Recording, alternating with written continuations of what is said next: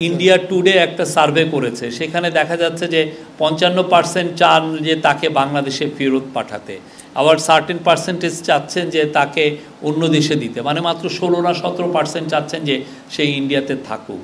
আমাদের মূল লক্ষ্য তাকে বাংলাদেশে এনে তাকে বিচার করা।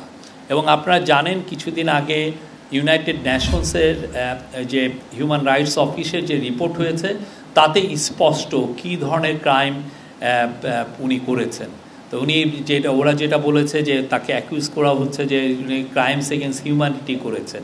এটা কিন্তু খুবই বড় ভয়ঙ্কর রকমের একটা ক্রাইম, আপনি মানবতার বিরুদ্ধে আপনি ক্রাইম করেছেন।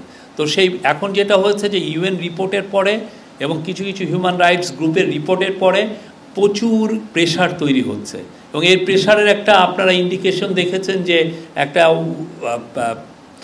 ইন্ডিয়া টুডে একটা সার্ভে করেছে, সেখানে দেখা যাচ্ছে যে 55% চান যে তাকে বাংলাদেশে ফেরত পাঠাতে, আবার 13% চাচ্ছেন যে তাকে অন্য দেশে দিতে, মানে মাত্র 16 না 17% চাচ্ছেন যে সে ইন্ডিয়াতে থাকুক।